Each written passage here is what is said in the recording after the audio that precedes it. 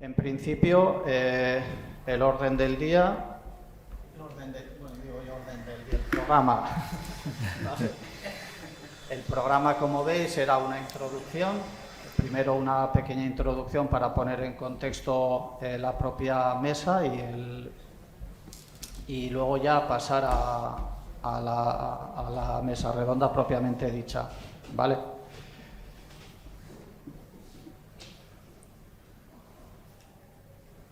Vale.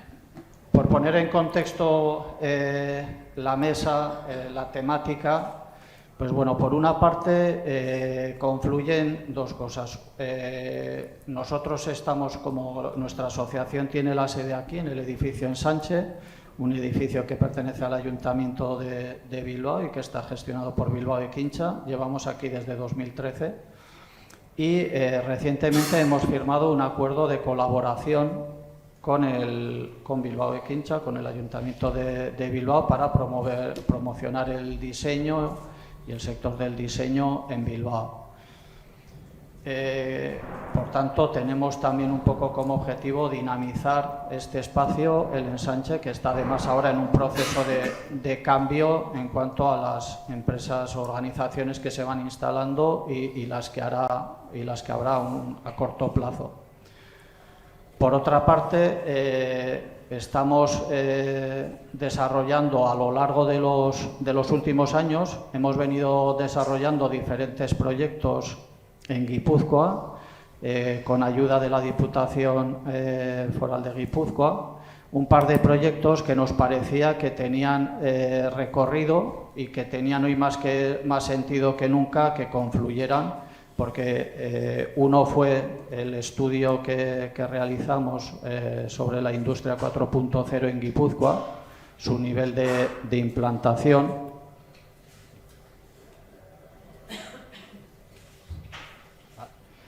El nivel de implantación de la industria 4.0 en Guipúzcoa y el papel que podía jugar el diseño en su desarrollo, ¿vale? Como veis ahí se definieron una serie de conclusiones, unas claves en torno a la contribución del diseño, que no me voy a parar a comentar, en relación con la industria, vale, con la industria 4.0. Y posteriormente realizamos otro proyecto que es un poco el que tiene que ver más con la actualidad, que es Transición a la Industria 5.0, una visión desde el diseño, ¿vale? Ahí marcamos también una propuesta de posicionamiento de ejes rectores, del posicionamiento del diseño ante la sociedad 5.0. Porque, como luego comentaremos, pues fue derivando de Industria 5.0 a Sociedad 5.0, ¿vale? Entonces, en ese contexto se plantearon esos ejes ante la Sociedad 5.0, retos y oportunidades, pues estaba la dimensión del diseño comprometido, ante la visión global y estratégica, el diseño estratégico, democratizar, socializar y humanizar lo tecnológico y digital, está la variante del diseño social y el codiseño.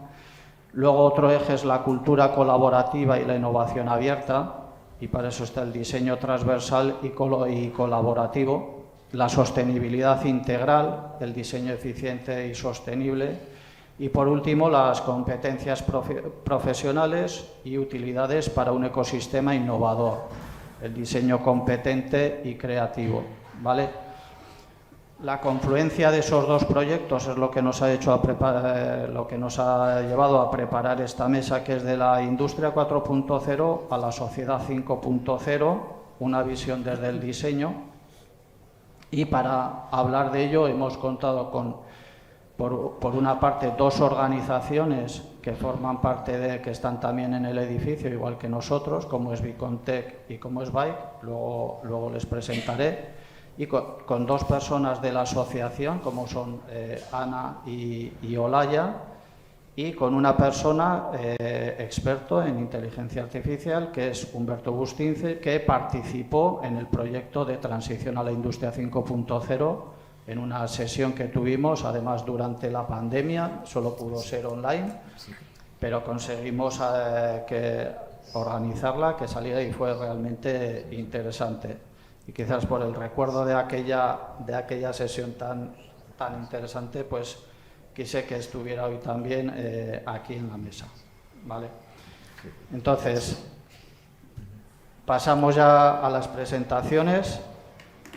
Tienen unos currículums bastante densos, pero bueno, eso indica que tienen una reputación, ¿no? Humberto Bustince, que es catedrático de Ciencia de la Computación.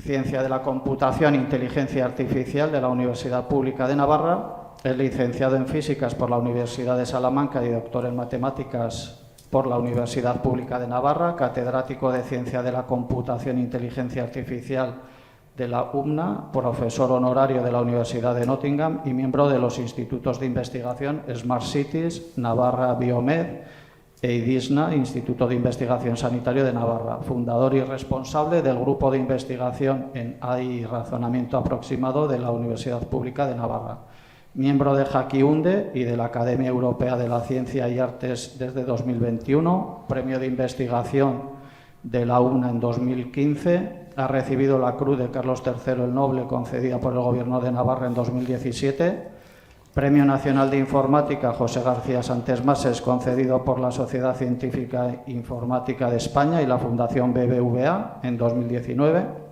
y recientemente, creo que ha sido el mes pasado, ha sido nombrado director científico del nuevo Centro de Investigación en Inteligencia Artificial de Navarra, NAIR Center, junto con el matemático Javier Fernández, con la misión de impulsar unas investigaciones que estén orientadas a complementar y reforzar las actuales capacidades de entidades y empresas navarras.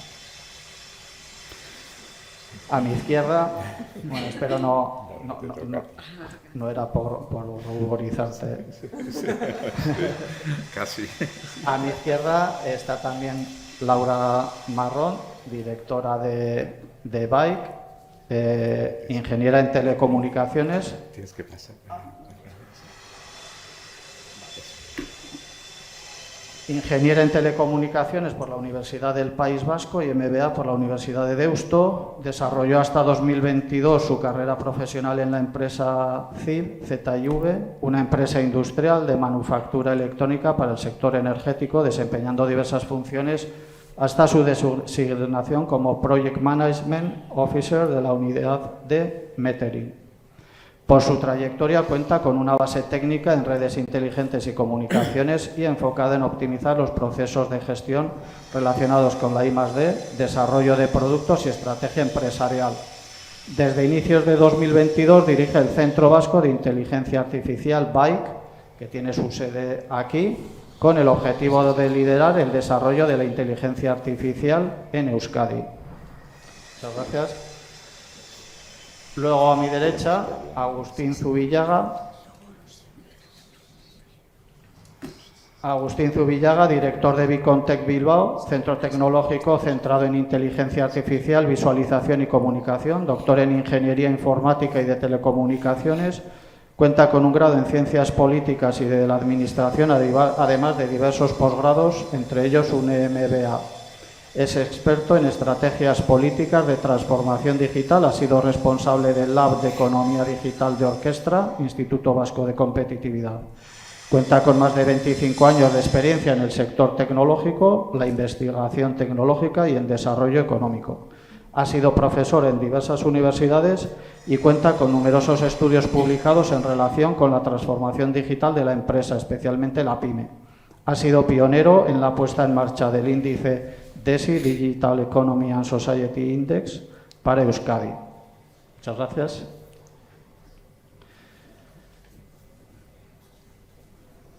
A mi izquierda, Olaya Irulegui, directora de Diara Design. Paso. No, más. De aquí de hombre orquesta.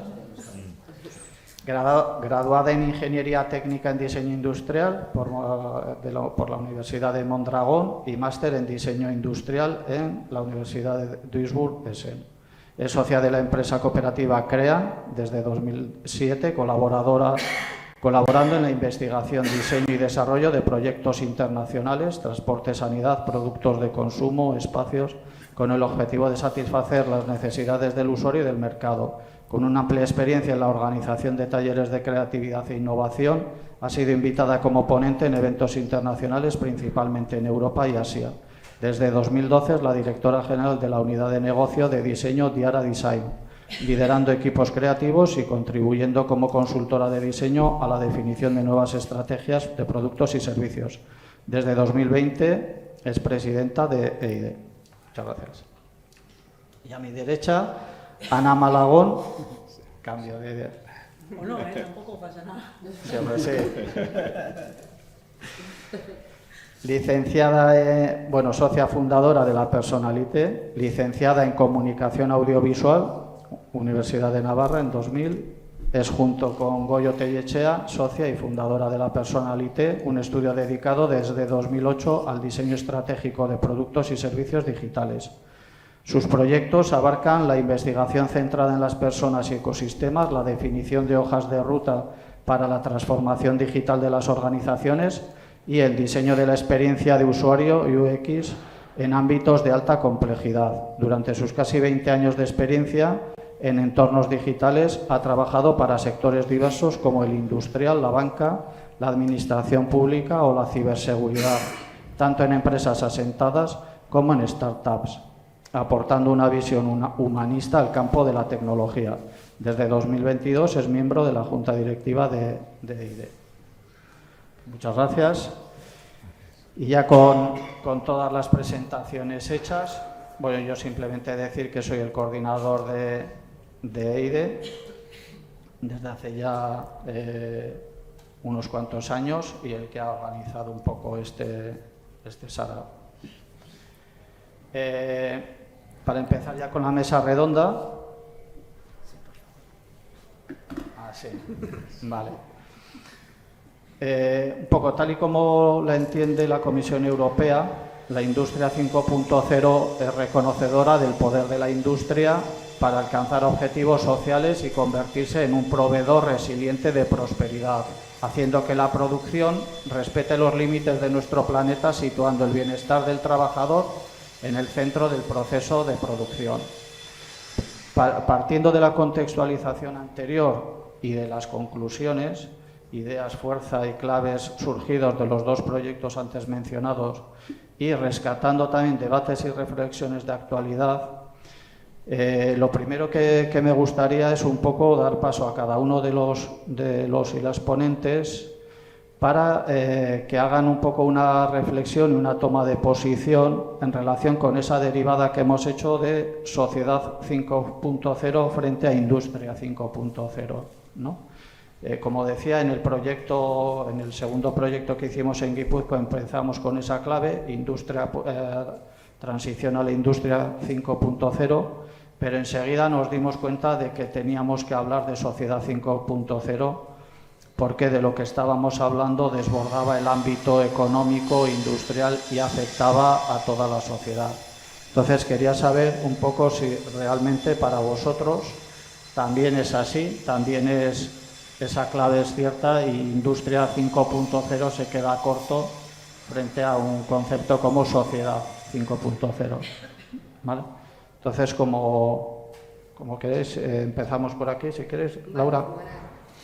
No sé si al hablar tengo que acercarme a algún micro o hablo y ya está. Vale. Sí. Vale, estupendo. Sí es verdad que, bueno, dentro de las actividades, de hecho, que tomamos parte en BITE, en el Centro Vasco de Inteligencia Artificial, uno de los principales puntos es ese, ¿no? El cómo este tipo de tecnologías o este tipo de iniciativas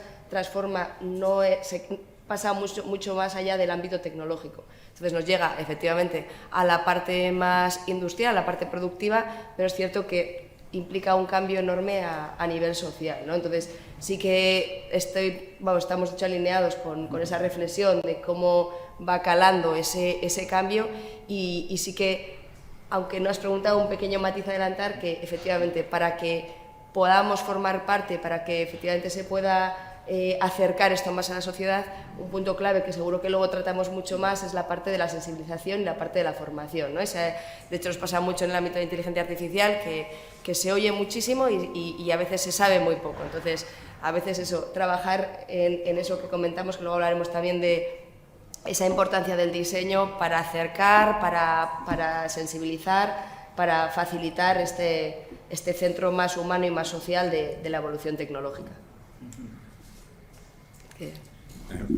Bueno, totalmente de acuerdo, pero a mí me gustaría incidir por primera vez en algo que está pasando en los últimos meses. Yo creo que desde diciembre del año pasado hasta el 10 de marzo ya está aquí lo que llamamos la inteligencia artificial generalista. O sea, la inteligencia artificial tiene varias líneas. Una es la primera, que es la débil, digamos, que se trata de hacer sistemas que hagan una sola tarea. Ha sido revolucionario en el mundo de la industria y en el mundo en general, pero sobre todo en la industria, que nos quita digamos, trabajos repetitivos, y eso evidentemente nos lleva a una sociedad nueva, absolutamente nueva, en cuanto más tiempo para otro tipo de trabajos, como puede ser ocio, etcétera, etcétera.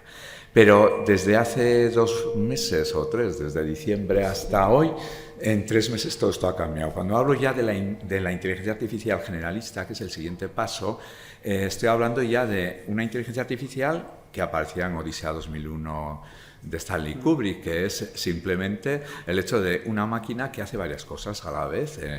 Dirige la máquina, traduce, opina sobre un texto, pinta un cuadro. Todo eso ya lo hace un programa. Entonces, estamos en un punto especialmente importante donde se pasa de la industria a la vida total y absoluta. Va a ser una herramienta que nos va a condicionar absolutamente todo. No creo que lleguemos nosotros a conocer la inteligencia artificial fuerte, la máquina que tiene sentimientos, película de Spielberg, Artificial Intelligence o la película así, pero sí que creo que la revolución que nos viene es absoluta. Pero quiero dejar bien claro una cosa: industria, fundamental.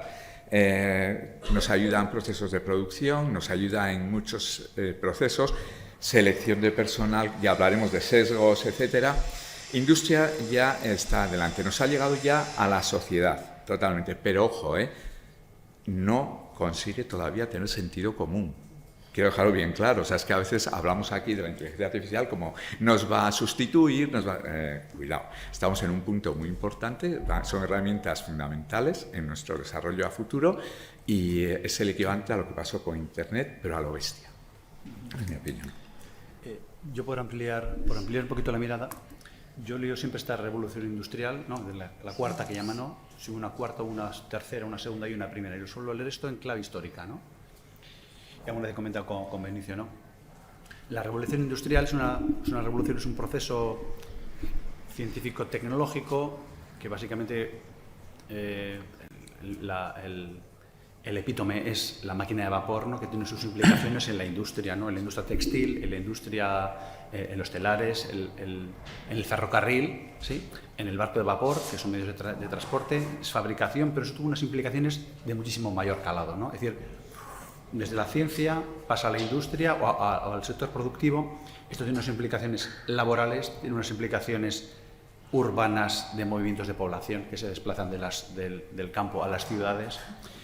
Esto, estoy pegando saltos en la historia, pero básicamente donde quiero llegar es a que las implicaciones científico-tecnológicas, empresariales, económicas, sociales, esto da como fruto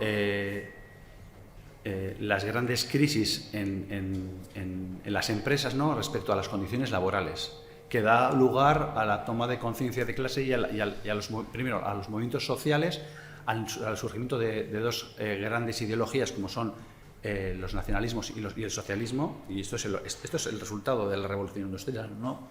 Y luego esto tiene una plasmación legal, normativa, es decir, si nos quedamos únicamente con la dimensión tecnológica, científico-tecnológica o empresarial, estaremos viendo con miradas muy estrechas lo que en el fondo está sucediendo, ¿no? Entonces, cuando hablamos de Sociedad 5.0, yo no me limito únicamente a ver cómo estas tecnologías llegan a la empresa, sino cómo esto cambia nuestra forma de ser como sociedad, ¿no? Hemos visto recientemente, bueno, hace poquitos años, ¿no? Cómo las tecnologías hacen que el discurso político cambie. que un líder político populista consiga ganar unas elecciones, gracias a un uso perverso, diría yo, de la tecnología, ¿no? Incluso a cómo concebimos nuestra sociedad, a los riesgos que supone, al planteamiento ludista respecto a las máquinas, si son una amenaza o no es una amenaza, ¿no? Y hoy nadie se cuestiona, por ejemplo, que la lavadora es un ejercicio de automatización, ¿no? O el coche es un ejercicio de automatización. Y sin embargo, en las tecnologías digitales sí vemos un riesgo, ¿no? Quiero decir con todo esto que si abrimos la mirada y las perspectivas y las aristas de esta macrodigitalización, no la digitalización que sucede en la empresa, que tiene que ver con la compra de tecnología, esta digitalización macro es muchísimo más rica, tiene más aristas y por lo tanto también está sujeta a muchísimo más debate, a muchísimo más controversia, ¿no? Yo me quedaría con esta idea principal, ¿no? Un poco yendo, ¿no?, por el tema de historia y así, yo no sé si alguna vez, o sea, a nivel de mentalidad, espero vivirlo, pues, si alguna vez saldremos del siglo XIX, porque un poco todo lo que se habla también siempre van en términos de productividad, en términos, y a mí me gustaría que pudiéramos hablar de la tecnología también en términos de cuidados, en términos de un poco cómo vamos a arreglar todo esto que hemos destruido, cómo vamos a afrontar un mundo que es complejo, está dañado, una sociedad que es compleja, está dañada también. Entonces, ¿cómo vamos a utilizar la tecnología en estos términos, ¿no? Y yo creo que en ese sentido, bueno, el diseño tiene un papel importante que jugar ahí, si es que se puede jugar, que no es tanto de, ¿no?, el más fuerte, más lejos, más rápido, ¿no?, que ha sido como la idea del progreso. La idea del progreso para mí hoy en día está más ligada al cuidado, al confort y a todas esas cosas que no nos llevan ni más rápido, ni eso ya, yo no sé si ya está ya como, para mí sigue siendo eso el siglo XIX, ahí no hay innovación, ahí no hay nada nuevo. Y el tema de que las máquinas nos van a sustituir es un discurso más viejo que ni sé. Entonces, bueno, ¿cómo vamos a superar todo eso? Es un momento de cambiar de paradigma, de cambiar de chip y de empezar a hablar en otros términos que no son los que hemos venido arrastrando desde ni se sabe, ¿no? Entonces, un poco es la parte que, bueno, creo que desde el punto de vista del diseño podemos hablar de eso. Sí, para concluir, ¿no?, un poco ese primer posicionamiento. Como ha comentado Benicio, en el propio proyecto veíamos que hablar de Industria 4.0 se nos quedaba corto, ¿no? Era como una visión muy tecnológica, necesaria, pero sí que con la capa de la sociedad y de la persona, decíamos, estaba mucho más alineado a lo que desde el diseño podemos aportar.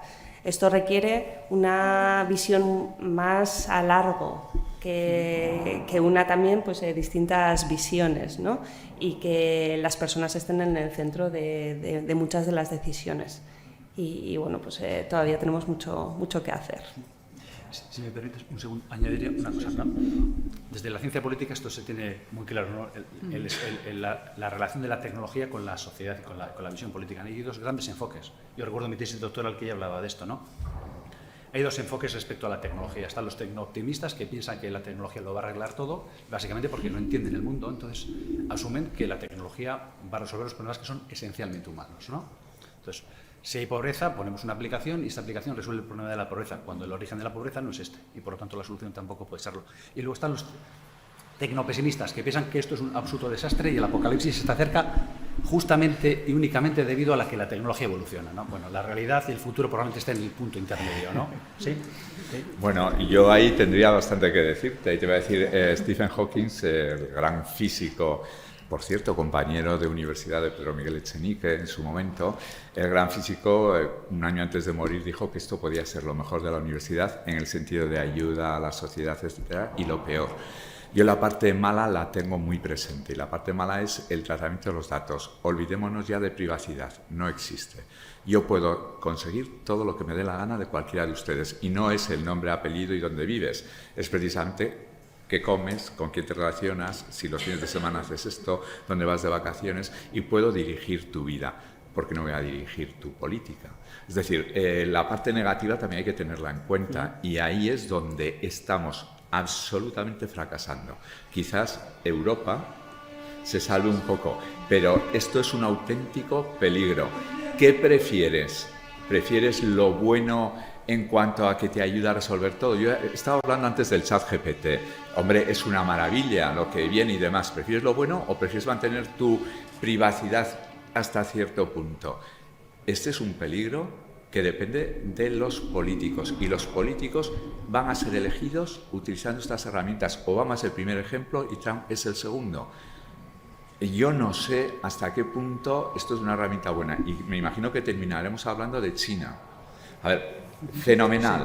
Vamos a, de verdad, os digo, atención terciaria, cerebro computacional, neurociencia, proteínas, enfermedades, fenomenal, fenomenal, fenomenal, pero sí que es cierto que a nivel individuo lo vamos a sufrir, y a nivel social también, porque un grupo, bueno, se pueden elegir ya presidentes a la carta, No quiero decir más que eso, que debería decirlo.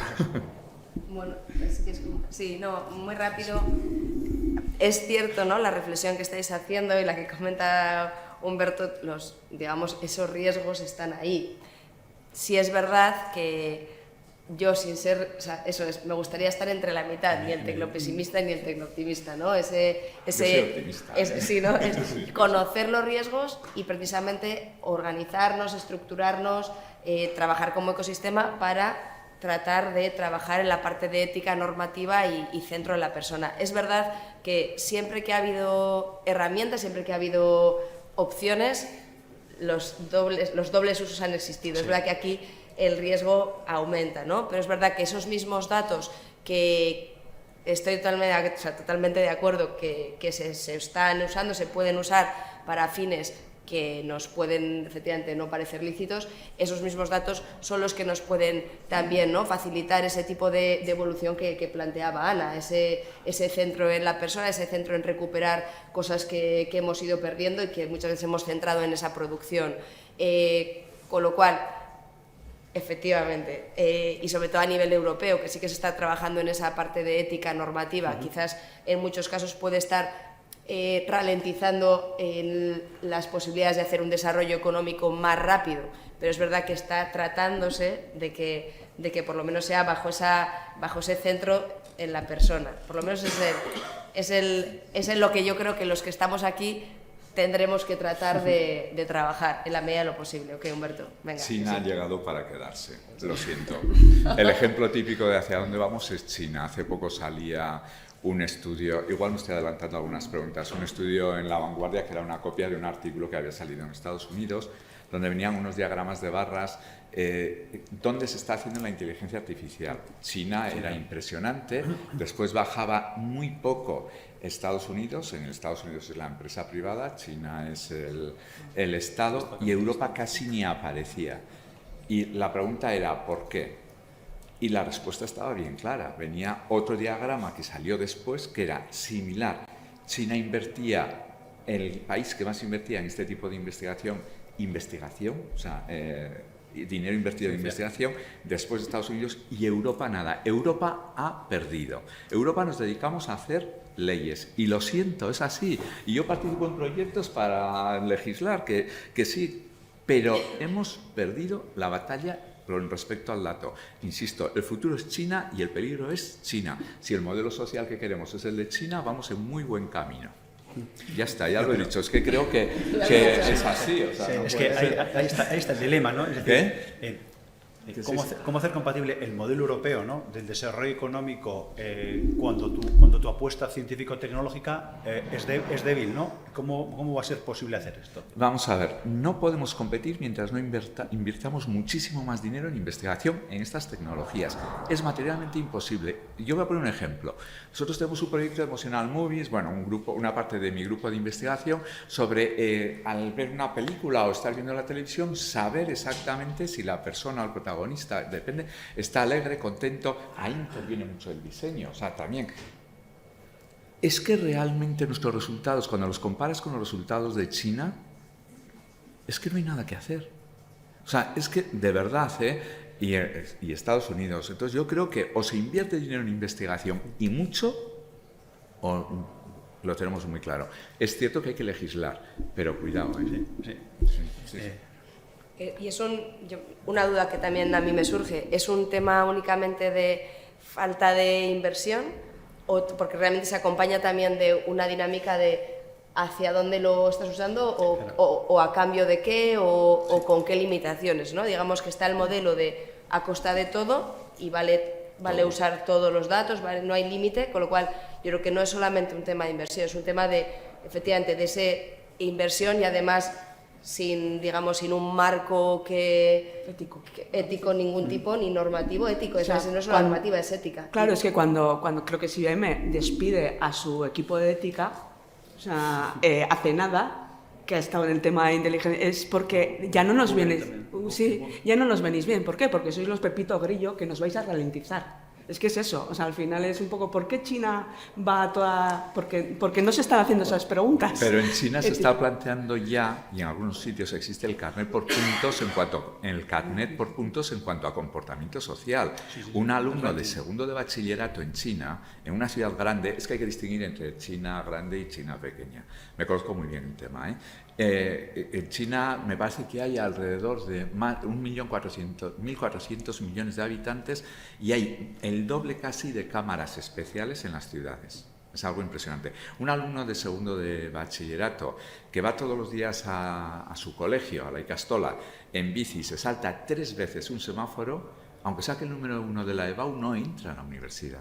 Es que es el carnet de puntos que se está poniendo en marcha. Eso es una realidad que se está ignorando. Y estoy de acuerdo, y hablaremos de educación, de ética. Nosotros en las nuevas titulaciones de la Universidad Pública de Navarra tenemos asignaturas de esas en ingenierías, o sea, que es algo sorprendente.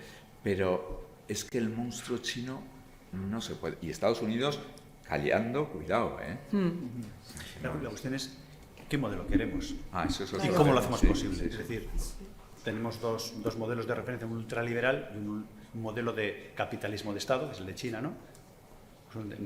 No es una democracia y, por lo tanto, queremos conservar nuestro modelo democrático, aunque, bueno, Estados Unidos también ha tenido algún episodio de liberalismo, ¿no? Y antidemocrático, ¿no? Entonces, Europa, yo creo que lo que quiere es conservar, está tratando de buscar su posición en el mundo, su lugar en el mundo, ¿no? Como decía antes, tratando de hacer compatibles una digitalización creciente de la economía y de la sociedad, pero también asumiendo o sustentándose sus propios valores. Ya cuando empiezas a operar con unos valores que no son los tuyos, es probablemente cuando acabas perdido, ¿no? Y el stack in the middle, es estar en medio de nada, probablemente sea el mayor riesgo de todos, ¿no? Coincido contigo en que hay que realizar inversiones y una apuesta seria por la ciencia y la tecnología en tecnologías como la inteligencia artificial, pero no solamente la inteligencia artificial, pero anclada en los valores de Europa. Jugar a otra cosa me parecería extremadamente peligroso, ¿no? A nivel institucional, otra cosa es lo que la sociedad, que también va evolucionando, es capaz de aceptar como válido, ¿no? Y últimamente hablo de la generación Queen, ¿no? I want it all, I want it now, ¿no? Sí. Un poco, ¿no? Queremos todo y joder, esa falta o esa contradicción entre lo que queremos y lo que exigimos, ¿no? Lo que estamos dispuestos a dar y lo que estamos dispuestos y lo que queremos pedir, ¿no? Y ahí es donde nos la jugamos en Europa. Bueno, hemos empezado muy fuerte. Tocando un poco todos los palos, cosas que era evidente que iban a salir, no tan pronto, pero que iban a salir. Pero bueno, es interesante y sobre todo tenéis total libertad para dialogar, o sea, que no sea esto simplemente un pregunta-respuesta, ¿no? Pero precisamente el arranque un poco del enfoque de la mesa redonda que os había pasado venía un poco por aquí, ¿no? Si realmente éramos conscientes todos de los retos y de las oportunidades de esta quinta revolución y de su dimensión inclusiva y social, de si llegábamos a tiempo en Europa o Europa ya no tenía otra opción que subirse al carro, por ejemplo, pues de Estados Unidos. Es decir, ya había perdido esa carrera y la única posibilidad era esta, ¿no? Y también un poco si estábamos abordando este reto de la tecnología con una visión transversal o con una visión tecnología, ¿no? Ahora parece que el foco es la inteligencia artificial, pero nos olvidamos de la robótica o de la cobótica, que es ya la interacción del humano con los robots, o del Internet de las cosas, o parece que otras cosas han pasado a segundo término, cuando además tú comentabas, Humberto, que la inteligencia artificial ya estaba en la industria 4.0, ya era una de las tecnologías propias de la industria 4.0, y sin embargo parece que lo hemos descubierto hoy, como decías, después de Navidad aquí, parece que hemos descubierto la inteligencia artificial que nos está, o nos va a arreglar el trabajo o nos lo va a estropear, nos lo va a arruinar, ¿no? Entonces, un poco el primer enfoque era ese, una visión general de si realmente creemos que que somos conscientes de los retos y de las oportunidades también que nos vienen, ¿no?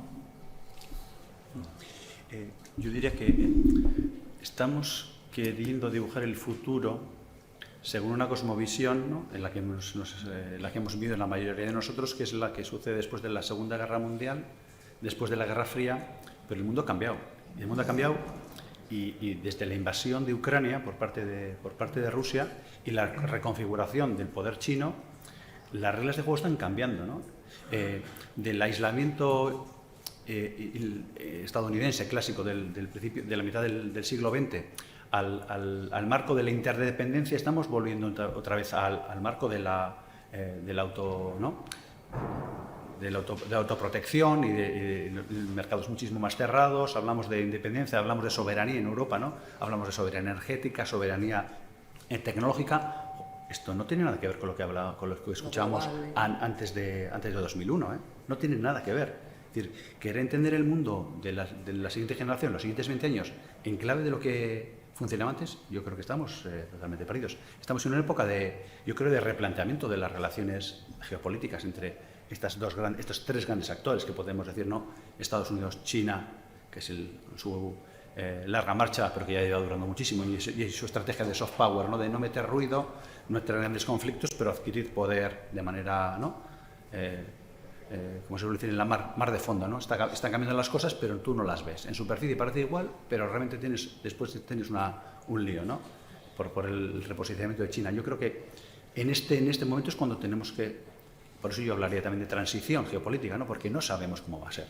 Sé que está habiendo un cambio y no sabemos cómo va a ser. Y esto afecta a las relaciones en términos de soberanía tecnológica de cuatro grandes aspectos. Inteligencia artificial, por supuesto. 5G, ya lo vimos con Trump, ¿no?, y ese ejercicio de proteccionismo. Hablamos también de chips, ¿no? Y el cuarto, que tiene que ver con la computación cuántica, ¿no?, que parece que es el elemento que va, el elemento disruptor sobre el cual se basan la rotura de todos los sistemas de seguridad, básicamente, ¿no?, o la cuántica, entre otras cosas, ¿no? Entonces, esos cuatro elementos, que son tecnológicos y de ciencia, van a hacer que el orden mundial, si me permitís, y no hablo en nombre de la ONU ni de ningún experto, pero creo que esto explica bastante bien lo que está pasando en este momento, ¿no? Y son elementos tecnológicos, con lo cual... Sí, pero por ejemplo, uno de los que mencionas ha sido chips. Bueno, hasta ahora el país donde por excelencia se están haciendo es Taiwán. Todos sabemos que Taiwán va a caer. O sea, es que yo soy muy pesimista también en eso, pero y en mi vida soy muy optimista, ¿eh? O sea que no. Pero Taiwán, sin embargo, últimamente está dando un paso de gigantes en el mundo de los chips Arabia Saudí. A base de mucho dinero, o sea, recibes ofertas, todo el mundo, ofertas para ir a trabajar allá increíbles, y está evolucionando muchísimo. Pero respecto a la pregunta que hacías, o sea, hablo de los chips un poco porque son la clave. O sea, aquí hay fechas muy importantes. En el 2003 nace el Big Data. Yo recuerdo que llegabas a Estados Unidos hacia el 2000, del 2002 al 2007, todo el mundo te hablaba de Big Data. Ahora todo el mundo te habla de inteligencia artificial. La inteligencia artificial sin datos no existe. Entonces, en el 2003 nace el Big Data como tal, los chips se hacen cada vez más pequeños, entonces tú puedes manejar todo lo de la nube. No hemos hablado he hablado de pasada y creo que hemos estado un poco mencionando el tema de la privacidad. La nube es un peligro. ¿Por qué el coche autónomo no lo tenemos aquí? Y voy a decir una cosa que me gusta decir. La directora de todos los coches autónomos de Canadá y Estados Unidos es una exalumna nuestra, de la UNA. Sin más. ¿Por qué no está aquí? Porque no somos capaces de mantener la seguridad, la privacidad, la seguridad en la nube de los datos. Cualquier hacker, cualquier alumno nuestro avanzado, entra en la nube y te manda todos los coches a la cuneta. Es que ese es el problema. Pero las preguntas que hacías, por ejemplo, para mí hay una palabra que todavía no ha salido, que es el metaverso. El metaverso combina la inteligencia artificial como una cuarta pata, la realidad aumentada, el blockchain y, bueno, la otra ahora no recuerdo, y realidad aumentada, bueno, da igual. Entonces, los cuatro puntos están avanzando a unos niveles impresionantes. Pero el metaverso, sin embargo, Meta está cayendo. ¿Y por qué está cayendo? Porque el objetivo de Meta es algo que yo a día de hoy no lo veo posible. O sea, está muy bien la realidad virtual, la realidad aumentada, está fenomenal. Yo pongo ahí, ahora el turismo, por ejemplo, va a cambiar absolutamente. Y en Europa no quieren verlo, salvo Italia. O sea, es algo, me ha tocado estar evaluando proyectos de turismo, no quieren ver lo que ya los guías turísticos tienen los días contados, y lo siento mucho, es que va así, va a ir todo con realidad aumentada, realidad virtual, códigos, etcétera, etcétera, y es que va a haber unas personas virtuales que te lo van a ir explicando todo. Pero el metaverso consiste en mezclar esas cuatro tecnologías, las cuales están muy avanzadas por separado, y crear tu identidad, digamos, tecnopersonas, que dice Javier Echeverría, o tu identidad virtual en un mundo virtual para hacer determinadas actividades, por ejemplo, diseño. ¿Qué es lo que pretende Meta? Que mi identidad virtual o mi realidad digital interaccione con tu realidad digital. Nada, ahí está el fracaso de Meta últimamente. Pero que se va hacia ello, sí. O sea, es mucho más allá que la inteligencia artificial, ¿eh? Todo lo que está, todas las tecnologías, el blockchain, por ejemplo, para los bitcoins, etcétera, están avanzando bastante. Sin embargo, no se juntan en la historia del metaverso. Yo creo que, bueno, que vienen nuevas cosas muy revolucionarias. Y en el diseño especialmente, ¿eh? No solamente con el ChatGPT 4, también todo lo que es el metaverso, viene muchísimo, ¿eh? Yo creo que estamos hablando así bastante de tecnologías, pero tampoco no estamos igual. A nivel social. A nivel. Yo lo del metaverso no lo veo tan claro, ¿eh? O sea, yo tampoco, porque Second Life también era eso un sí. poco, y por eso tampoco acabo de dicho, funcionar, porque llega un momento en el que el cringe, o sea, nos da un poco para atrás todo eso. Como por humanos, eso digo que Meta está fracasando, está sí. mega a despedir personas, porque es algo, Sí. es un objetivo tan sumamente a día de hoy. Sí, pero como le pasó un poco a Second Life, Sí, que iba por el también. mismo lado. Y al final llega un momento en el que no sé, hay algo humano, porque estamos hablando al final de seres humanos, que nos produce alguna especie de lo del uncanny valley, ¿no? O sea, esa cosa que se parece como mucho demasiado a la realidad, que nos produce rechazo. Pero bueno, volviendo un poco a la pregunta de Benicio, yo no creo que estemos viendo las cosas desde un modo muy transversal, yo creo que no, seguimos yo creo que bastante en silos, y estamos hablando todo el rato igual de tecnologías, pero no estamos hablando de otros enfoques como, bueno, más humanistas, más de las personas, y que esas tecnologías hay que ponerlas al servicio de alguien y algo, ¿no? Y que la tecnología per se eso no es, no sé, eso es lo que hemos venido llevando, o sea, lo que hemos estado haciendo. Entonces, bueno, un poco romper esos hilos, y para eso, por ejemplo, yo creo que en este país tenemos un grave problema de diversidad de perfiles, o diversidad de gente. Tenemos un problema de diversidad en general. Entonces, un poco incorporar a todo esto, a todos estos discursos, gente que no venga de la tecnología. Necesitamos discursos de otra gente, y ponernos a hablar, y ponernos a colaborar, y ponernos a hacer juntos, porque ahí es donde va a estar. El verdadero cambio está ahí, para mí.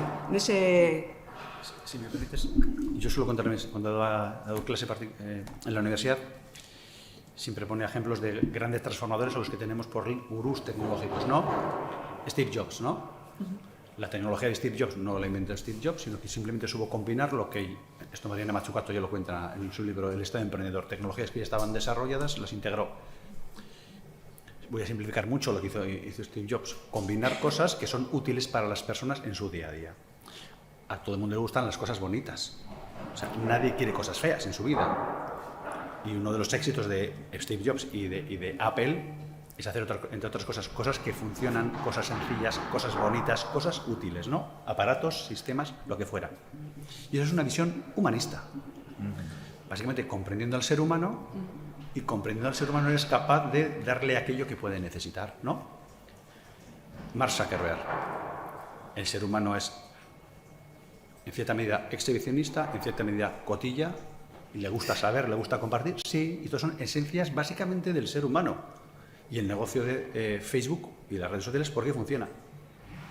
Porque es intrínsecamente humano, es decir, desde una visión humanista, comprendiendo la sociedad, ¿no? Dime quién eres, dime con quién andas y te diré quién eres. Joder, eso son las redes sociales, sí, ¿no? Dime con quién eres y te pediré trabajo, y eso es LinkedIn, ¿no? Entonces, yo creo que desde esa visión mucho más holística, como tú bien apuntas, seremos capaces de comprender las oportunidades reales que hay de transformación, ¿sí? Que nos lleven hacia un camino que es hacia un destino más o menos difuso o más o menos concreto, que es a donde queremos ir, ¿no?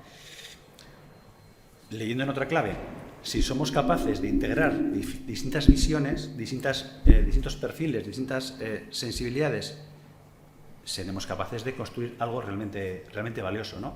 Tampoco quiero ser naif en el pensamiento, ¿eh? No quiero ser... no, pero es que... Pero las grandes transformaciones yo estoy viendo que vienen ahí, ¿no? Sí.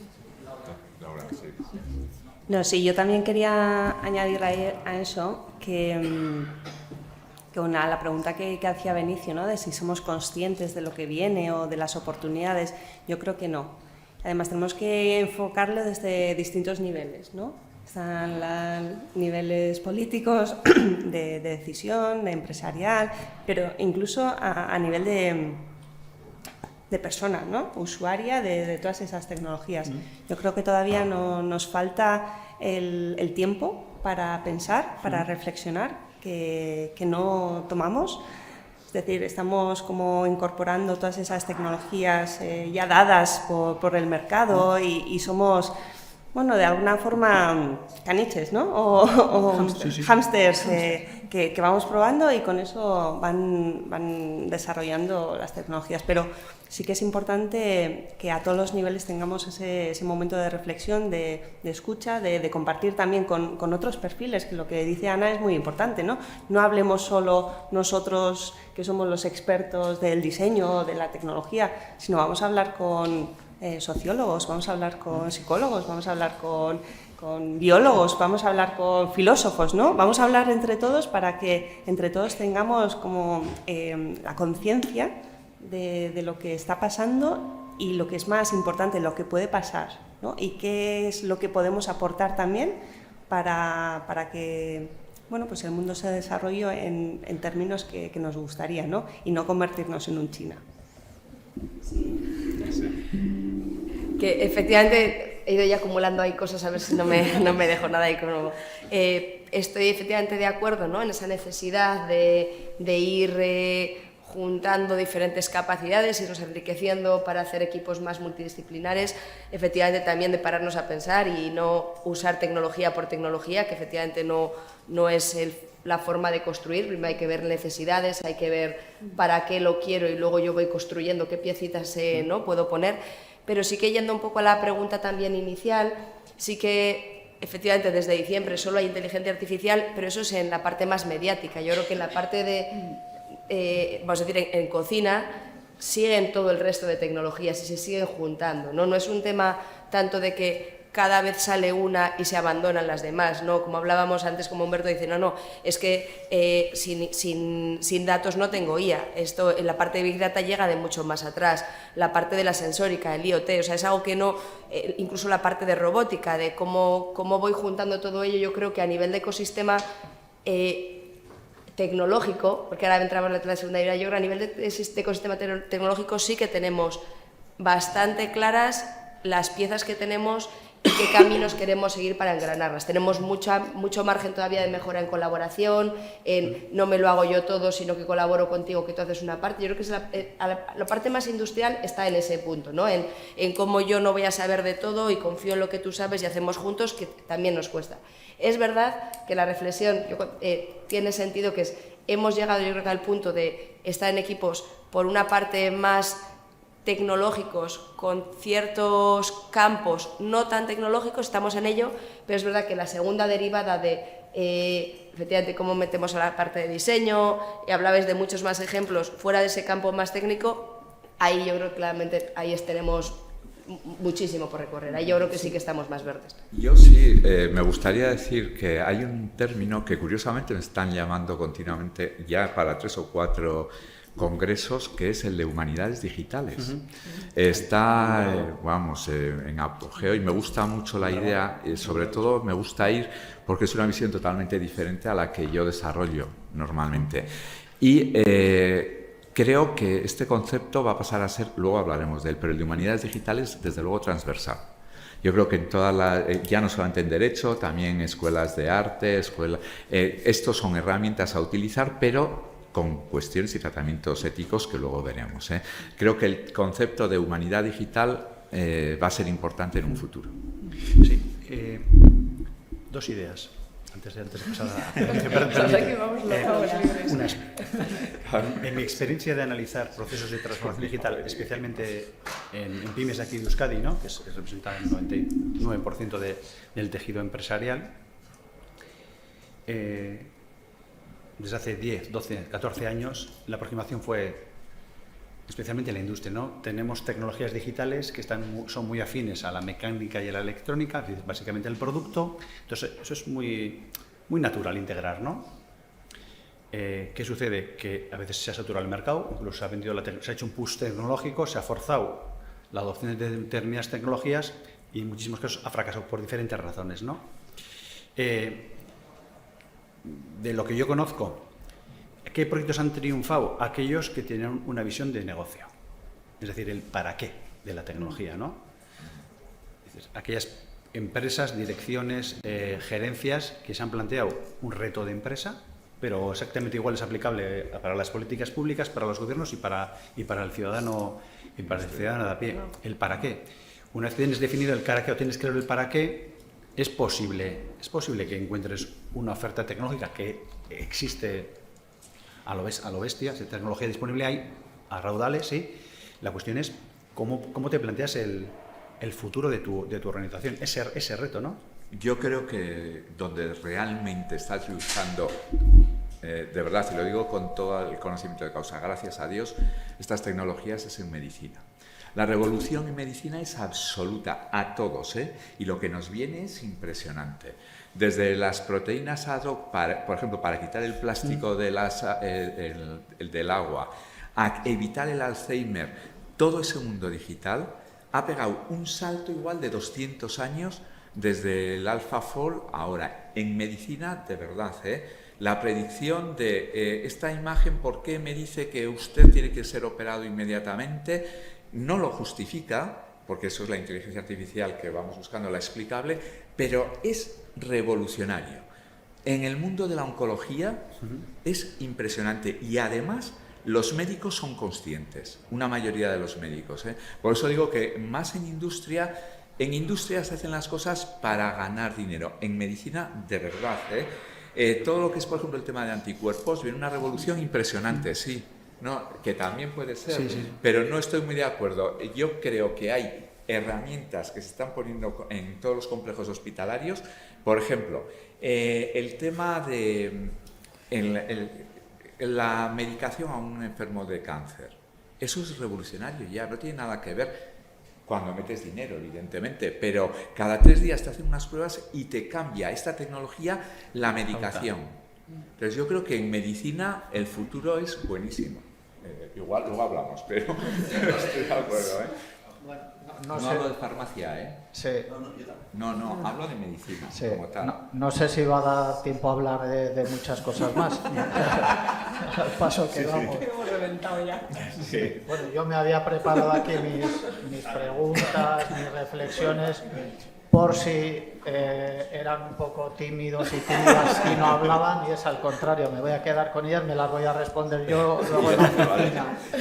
No, pero sí quedaban dos claves un poco importantes, ¿no? Por una parte, si en este contexto de digitalización tan intensiva éramos capaces de democratizar, socializar y humanizar la tecnología, y si el diseño precisamente podía ser quien conectara esa tecnología con las personas, con el planeta, porque cada vez se habla más de diseño poniendo el foco no ya en las personas sino en el planeta, y conectarlo también en términos éticos, ¿no? En parte se ha mencionado, pero quería ligar eso también con el tema de la creatividad y del diseño dentro de las empresas, precisamente para abordar los retos que nos vienen de la mano de tecnologías como estas, ¿no? Entonces, un poco la figura del diseño como interface, como conexión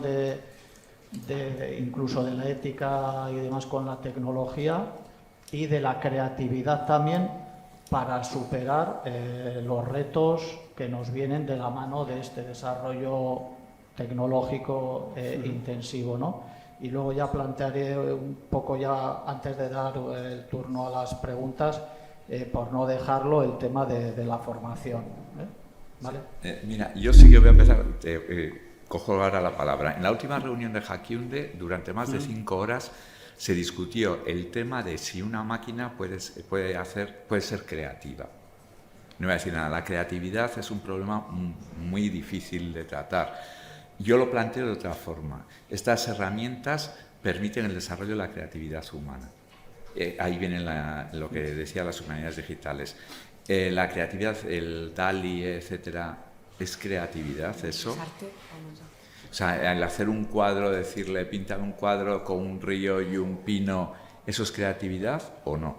Yo no voy a entrar en esa discusión. Digo que son herramientas que facilitan Sí, no, yo pensaba el más en diseño, la creatividad de las personas.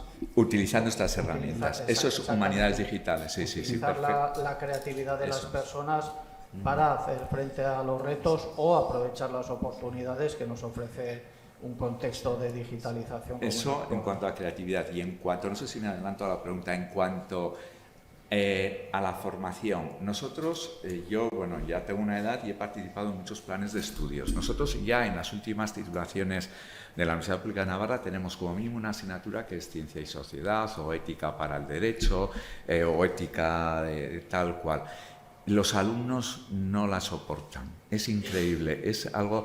Y después también notamos poca receptividad del otro lado de la barrera. Es decir, personas que hacen titulaciones como geografía, historia, arte, etcétera, no están muy receptivos a todo esto desde la formación, cuando debe ser una herramienta transversal que deben conocer. Y de hecho es que en medicina, la medicina de precisión del año 2015 de Obama ya es una asignatura por lo menos en sexto de medicina. Pero desde el lado de derecho, desde el lado de arte, etcétera, les cuesta. Y esto debe ser transversal, en mi opinión. Sí, a mí me gustaría poner en valor la creatividad, ¿no? Y yo creo que es uno de los puntos que bueno, pues común a los diseñadores. A la pregunta que hacías, Benicio, de qué papel vamos a jugar, ¿no?, en esa sociedad 5.0, desde el diseño, yo creo que salió también en el proyecto, ¿no?, como reflexión. Sí que nos gustaría, como diseñadores y diseñadoras, estar en esas mesas de decisión, ¿no?, cuando pensamos en para qué vamos a utilizar estas tecnologías, para quién. Porque, bueno, pues con esas cabezas, ¿no?, mentes creativas y transversales y humanistas y técnicas y todo lo que nos describe, ¿no?, como diseñadores, creemos que tenemos mucho que aportar en esas mesas. La cuestión es si la sociedad o el mercado nos va a dejar tener esa posición, ¿no? Porque sí que hemos visto, ¿no?, que cada vez cuando hablamos de diseño, ¿qué es el diseño, no? Pues todavía nos toca contar qué es lo que hacemos. ¿Habéis intentado diseñar una página web con ChatGPT 4? Intentarlo, lo hace. Lo hace. Ya lo he dicho todo. Lo hace. Mejor o peor, pero lo hace. Pero la duda está en el mejor o peor. Peor. Eso es. Entonces, efectivamente, yo estoy de acuerdo. El diseño es clave, la creatividad es clave y este tipo de herramientas te ayudan, no deberían de ser unos sustitutos, ¿no? Yo creo que en el momento de diseño podrás hacer diseños personalizados más rápido, puedes usar herramientas que en este caso, que aumenten ¿no? tu capacidad de llegar a un público mayor, entiendo. Y en esa parte de sí es cierto que la parte tecnológica, para que esto sea verdad, tenemos que conseguir que esa tecnología llegue a todos, para que también el proceso de diseño se pueda formar parte. Pero estas herramientas deben ayudar. El otro día un profesor de la Universidad de Navarra de Arquitectura, bien lejano, hablando sobre la creatividad de un proyecto. Estaba alucinado porque le había llegado a sus manos un programa que diseñaba, optimizaba espacios, etc. Eso simplemente ayuda. El diseño seguiréis haciéndolo vosotros, nosotros, los arquitectos. Eso es como ayuda, nada más. Y lo que hace el ChatGPT 4 es te planta unas plantillas, vas seleccionando y te hace... Pero es de ayuda. Yo insisto, no es creativo. Y parte de una visión del diseño que es la del pinta y Eso colorea. es. Sí, sí, si eso entendemos que el diseño es pinta y colorea, vale, Ya está, ChatGPT eso podrá hacer pintar y colorear. Pero si entendemos que el diseño es algo más que el pinta y colorea, Eso que para es. llegar al pinta y colorea hay muchos procesos y unas reflexiones y muchas cosas más, entonces ahí ya, bueno, pues la herramienta da a lo que da. O sea, Qué tranquilidad. Y yo no me, tranquilidad. si me permites, Pasamos por esta banda. yo no me limitaría, a la concepción estética del diseño. Para mí el diseño es muchísimo más. No soy experto en diseño, pero para mí hablar de diseño es, cuando hablamos de la empresa del futuro, la organización del futuro, hablamos de diseño de procesos, hablamos de diseño de productos, hablamos de diseño de servicios, hablamos de diseño de experiencias, hablamos de diseño organizacional, hablamos de diseño de políticas públicas, y esto es mucho más que una cajita. Verde, con el verde en RBG, no sé qué, Sí. es infinitamente mucho más. Y eso intrínsecamente es humano. Y yo creo firmemente que esto es esencialmente humano y únicamente humano. Esto no es sustituible por máquinas. Lo mismo que la fe. La fe o las creencias, la dimensión espiritual del ser humano no es sustituible por una máquina. Y será un sucedáneo de, un sustituto de, un simulador de, pero no es. Y el diseño, bajo mi concepción, es meramente humanista. Sobre el papel del diseño en esta sociedad digital, no sobre el uso de tecnología, sino la sociedad del futuro, esa sociedad 5.0, el diseño es una condición necesaria para no destruirnos como especie. ¿Sí? O sea, es un elemento fundamental para la sostenibilidad, entendida en sentido amplio, entendida en sentido económico, por supuesto, social y gubernamental, la ESG de la que se habla tanto, de la que se oye tanto hablar últimamente, ¿no? Entonces, esa visión humanista, esos elementos humanos, sociológicos, intrínsecos a este proceso, o los incorporamos o lo vamos a tener bastante complicado, ¿no? Muy bien, y ya un poco has introducido ya también, Humberto, el tema de la formación, pero un poco por tener también la opinión de todos, si realmente creemos que en la formación se está introduciendo, por una parte, en la formación en diseño, pero en la formación también en general, se están introduciendo esas competencias humanistas que comentabas, en ingenieros, en científicos, en profesionales tecnológicos, para que la tecnología tenga un impacto u otro en la sociedad y en el futuro, ¿no? ¿Existe esa componente en la formación o todavía...? Es algo que debemos hacer, queramos o no queramos, es necesario hacer.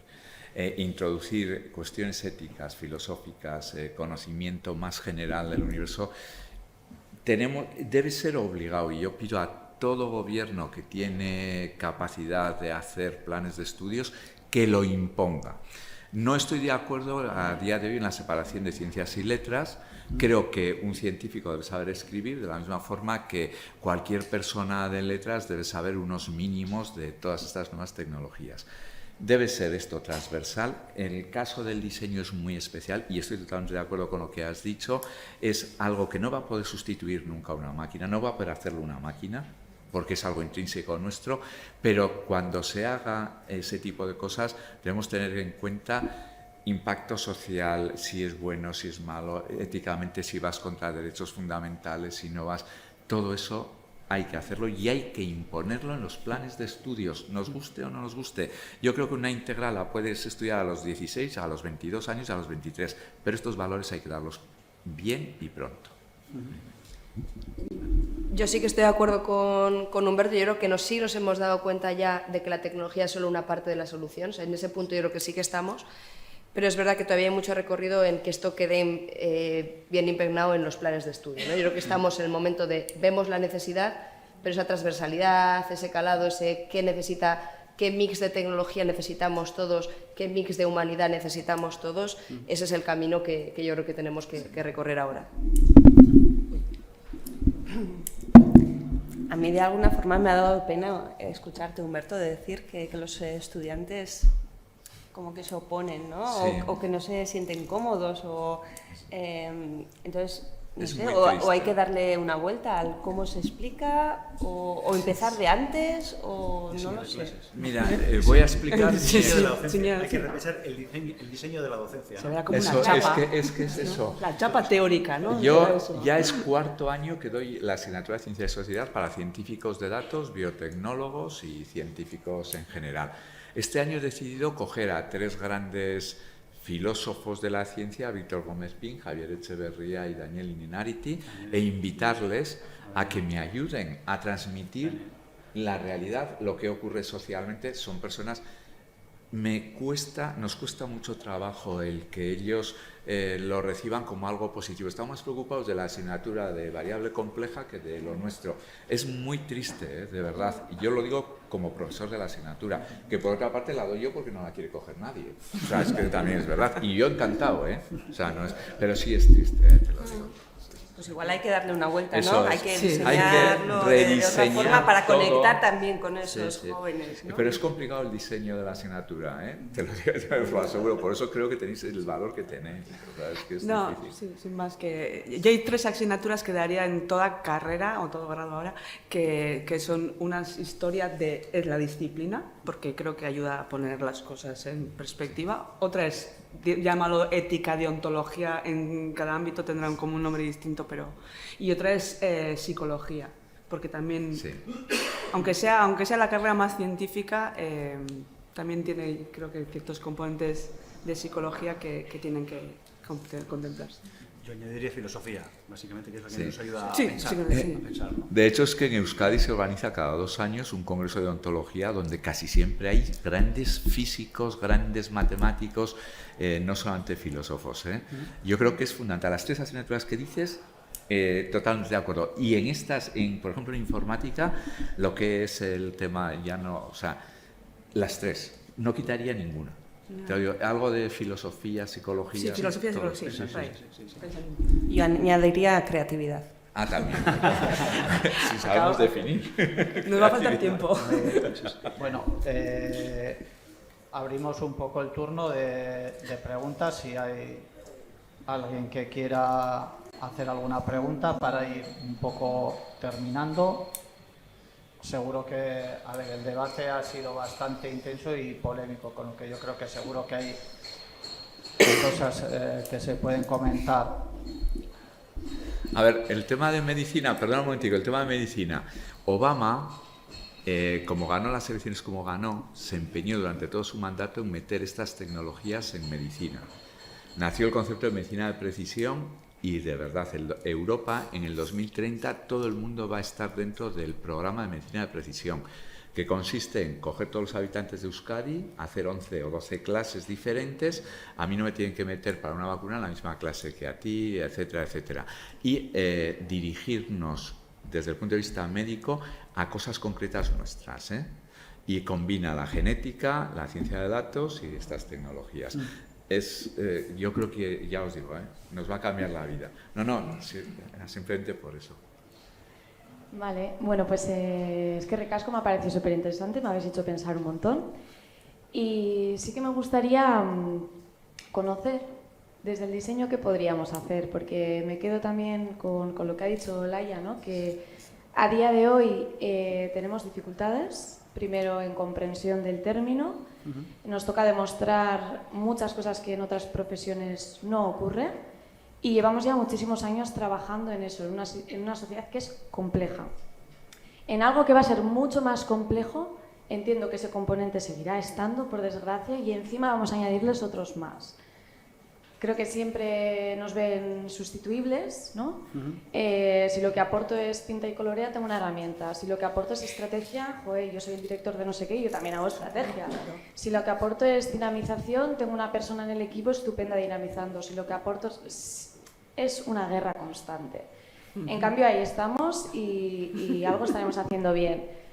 Pero me preocupa en esta situación en esta sociedad tan compleja con nuevas herramientas, ¿qué podemos hacer, ¿no? Entonces, sí que me parecen interesantes estas reflexiones, pues para dirigir también nuestros esfuerzos y tener un papel activo en hacer lo que podamos hacer. Entonces, no sé si me podéis aportar un poco de claridad. Yo creo que hay que elevar el diseño en la agenda de prioridades, en la agenda política hay que elevarlo, pero no desde una aproximación, como antes decía, no, voy a simplificar, esteticista, ¿no?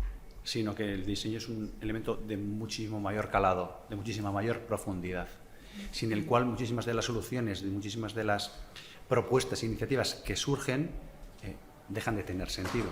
O sea, yo creo que parte de una reformulación de lo que significa diseño, ¿no? Y esto, yo creo que espacios como este y las conclusiones que de aquí se puedan derivar o reflexiones que se puedan sacar, elevarlas a la mesa que corresponda, ¿no? Y no me centraría únicamente y siempre a lo institucional, ¿no?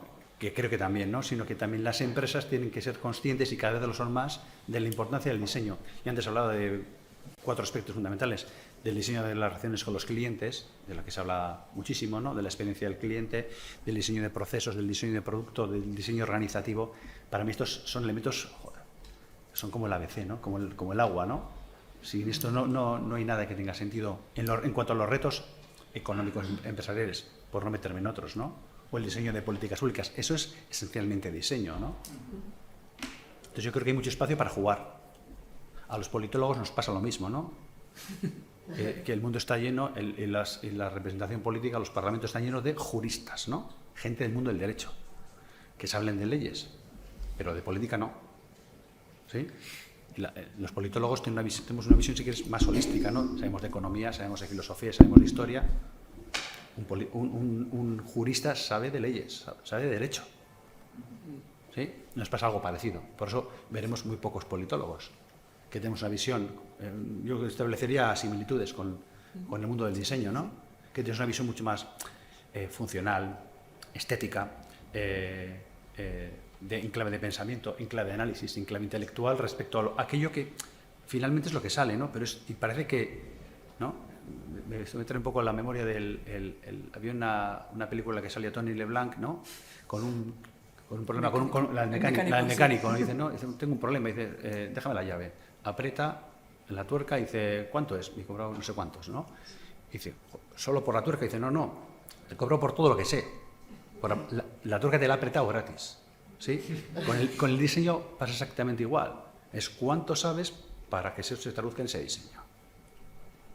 ¿Sí? Y yo, por completar, efectivamente, la línea de lo que comenta Agus y lo que igual también adelantaba al principio Ana, quizás a veces es juntar esos equipos y visibilizaros, porque quizás cada uno estamos más en nuestra cajita, ¿no? Yo veo desde el mundo muy ingenieril y muy cuadriculado, y es verdad que hay que a veces nos ponemos en práctico extremo y no vemos otras opciones de afrontar las cosas, otros caminos, otras formas de enriquecer. Entonces yo sí diría que más en esta línea que empezamos o que estamos ahora, ¿no? De intentar aportar, todos ser más humanos, ver hacia dónde llevamos las acciones que tomamos, creo que dinámicas como estas en las que nos ponemos a hablar juntos vienen donde luego igual a veces vemos esas formas de cómo complementarnos. Entonces yo diría que este tipo de dinámicas en las que hablemos y nos conozcamos y veamos qué valor puede aportar cada uno también puede ser claves para saber un poco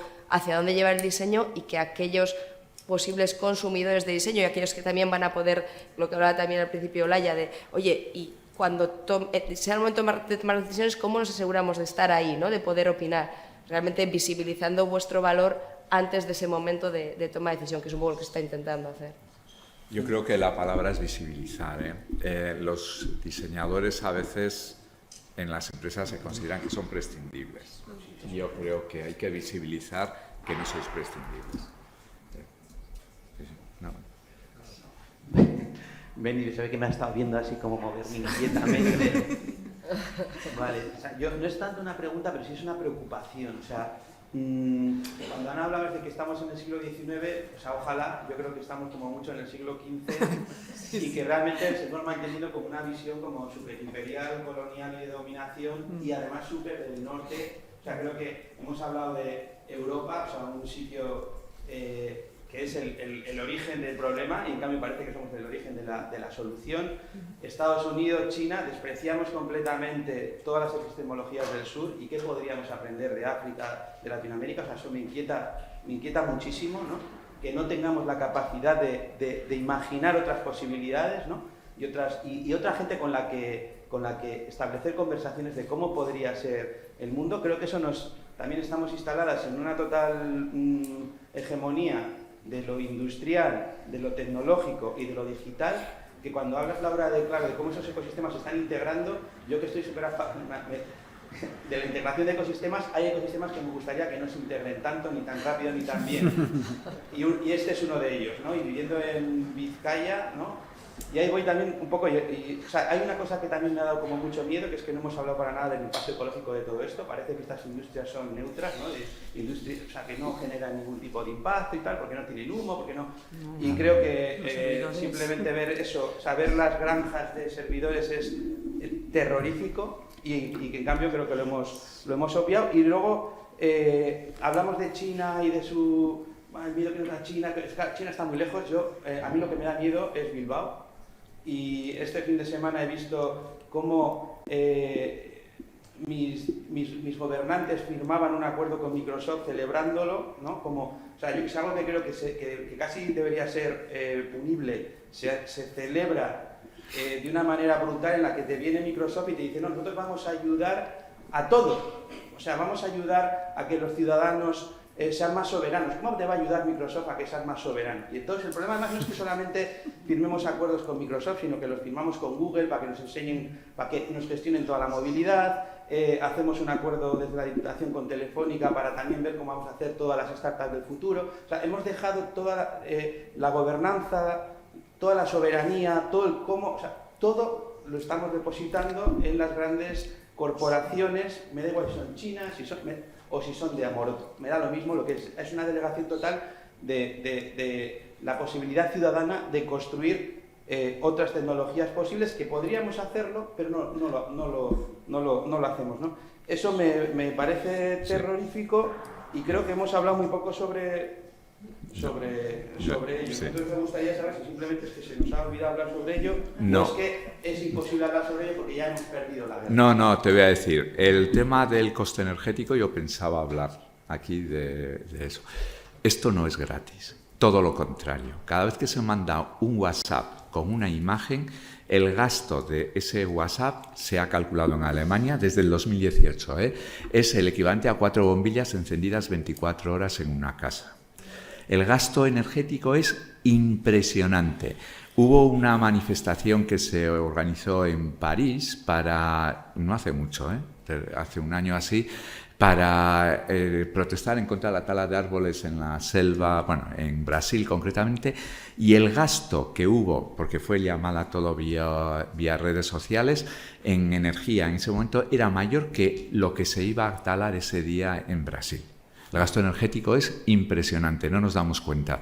Con la subida de la luz, os voy a decir, un sistema nuestro, un clúster normal que puede gastar al mes 30.000 euros en luz para ciertas cosas de investigación, pues casi ha pasado a 300.000 o muchísimo, se ha disparatado todo. Entonces el gasto energético de estas herramientas, sobre todo herramientas sociales, es increíble. No hemos hablado para nada del peligro de las herramientas sociales, de Instagram, etcétera. No hemos hablado para nada. Pero ahí quiero dejar bien claro, sí que pensaba que íbamos a hablar del coste y de que esto no es gratis. Para nada. Un último apunte pequeñísimo, o sea, también estamos hablando, ¿no?, como el humanismo, como si el humanismo fuese la hostia, ¿no? Y entonces vamos a integrar las humanidades digitales, o sea, a ver, la psicología lleva a integrar, yo creo, ya desde el origen. Creo que hace falta ver qué es lo que queremos integrar, porque realmente toda la psicología... Estas tecnologías en humanidades. Sí, pero, humanidad digital pero me es... refiero a que ya está, o sea, que gran parte de o sea, la experiencia de usuario y cómo el conductismo con el que diseñamos las cosas para ver de qué... O sea, que eso ya está ahí, que la psicología ya es uno de los pilares sobre cómo se está construyendo... Pero no está integrada la psicología en los planes de estudios. Es que ese es el problema. Es como, por ejemplo, el tema del diseño. La lo has dicho tú, visibilidad del diseño es nula, porque todos creemos que yo puedo diseñar perfectamente un plan de estudios, cuando no es verdad.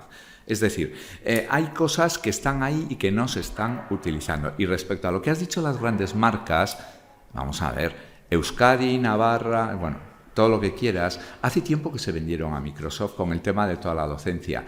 Pero no es eso, es que hay un movimiento que empezó en Barcelona y está ahora en Bruselas con bastante fuerza, que es el hard libre, no es el soft libre, la máquina libre. Mientras tengamos la dependencia de la máquina, el ordenador que utilizamos en casa, estamos perdidos. La máquina fue una decisión política a nivel mundial. Sí, no, gracias por la intervención de todos, sí, muy interesante. Yo tenía una duda desde el punto de vista de la capacidad de la inteligencia artificial y todos estos sistemas, precisamente en lo que tiene que ver con el trabajo de diseñadores y creativos. Yo entiendo desde mi ignorancia en todo este tema, que entiendo que el potencial es muy alto en lo que tiene que ver con la comprensión de la realidad. El ejemplo es el de la medicina, de intentar analizar datos que ya existen, buscar de todos esos datos patrones o, digamos, que elementos que son invisibles para nuestra capacidad y hacerlos visibles y poder explicarlos. Entiendo que es más difícil cuando lo que hay que hacer es crear otra realidad, lo que tiene que ver con la creatividad y la originalidad. Yo no sé si esto que está pasando ahora, todo este boom de ChatGPT, Midjourney, etcétera, que es muy espectacular, pero no está haciendo nada más que profundizar en algo que está pasando en los últimos años, que también viene con las redes sociales, que es homogenizar y que todo sea prácticamente igual, ¿no? Crear todavía más basura visual, más cosas que son todas las mismas, porque al final ChatGPT no piensa. ChatGPT lo que hace es, digamos que de alguna manera dice qué palabra es más probable que vaya después de la palabra anterior que ha tenido, y ahí no hay nada de creatividad, no hay nada de originalidad, es un pastiche prodigioso, y lo mismo pasa con las visuales. Entonces, siendo herramientas que sí que creo que tienen un potencial de uso para creadores, para diseñadores, ¿de qué manera podemos hacer que eso nos lleve a creaciones que aporten valor de verdad y que no sea una réplica incesante de lo mismo que vemos también, pues, en Instagram y en TikTok y en todas partes? Si veis que hay una vía para que se pueda profundizar por ahí. Sí. Yo creo que en la parte de diseño debiera de pasar algo parecido a lo que pasa en la parte productiva. Igual que usamos la inteligencia artificial para tareas o tratamos de usarla para tareas que son más repetitivas, que no aportan valor, ver una imagen que es un problema de calidad, replicar algo que hay que repetir de forma continua. El objetivo es que aquellas IAs que tenemos generativas, que no dejan de usar datos que ya están generados, con lo cual es un mix de cosas de alguna forma ya existentes, irlas usando para aquellas tareas que en todos los trabajos, también en la parte de diseño, os puedan resultar menos creativas, más repetitivas, y en la parte, por supuesto, más creativa, más de idea, más persona, ahí es donde entra más la persona, ¿no? Yo creo que es el símil que yo le pondría. O sea, efectivamente, si esperas que va a hacer el diseño único de tu vida, súper adaptado a la persona tal, eso no va a hacerlo. Pero si tienes que hacer una presentación o un vídeo de algo que, pues, lo más importante no era esa creatividad, sino el mensaje que ibas a dar, y tienes una hora para prepararlo, pues probablemente te valga para el resultado o para lo que querías hacer. Yo lo digo porque como estamos en ese momento en el que ya es generalista, ya ha llegado a todo el mundo, o sea, lo que pasaba hace un tiempo, que es que alguien te venía con una foto de una revista o te venía con Pinterest o esto es lo que yo necesito, porque lo que veo aquí, con esto es mucho más fácil que suceda, porque la gente puede definir un prompt que es más personal de lo que quiere, y lo que va a dejar es sobre un montón de problemas que también hay que resolver, que no, porque esta inteligencia generativa no lo va a tener en cuenta. Te va a ¿Qué podemos optimizar. hacer para intentar arreglarlo? Esto es lo que decía antes de los estudios de arquitectura, en particular en la escuela de arquitectura, te optimiza una distribución de espacios, te ayuda a una serie de cosas. Luego hacer eso habitable no tiene nada que ver. Me explico, o sea, son herramientas de ayuda, pero punto. Yo utilizaré el símil. ¿Cuántos de vosotras habéis utilizado la enciclopedia de Larousse en los últimos 5 años? Vais a Google, ¿no? Pues igual. Nadie tiene una enciclopedia, nadie ve enciclopedias. El Círculo de Lectores cerró. ¿Sí? Están en la calle todos. ¿Sí? Es decir, esta es la evolución. Nos gusta más o nos gusta menos. No estoy juzgándolo, estoy diciendo lo que está pasando. La cuestión es que saquemos una lectura en positivo y que aprendamos de lo que está pasando, como en clave de asistente, clave de utilidad. Donde hay cosas que no vamos a poder parar, más allá de que nos guste o no nos guste. Entonces la cuestión es que hagamos una lectura y seamos críticos también. No una lectura acrítica, sino analicemos lo que está pasando y cómo podemos seguir sacando partido. Bueno, tenemos que terminar ya. Siento, igual había alguna pregunta más, pero si no ahora en el café que tenemos ahí preparado al fondo, que igual se ha enfriado ya un poco, igual en torno a ese café podéis seguir charlando y hablar con ellos. Muchas gracias por aceptar la invitación.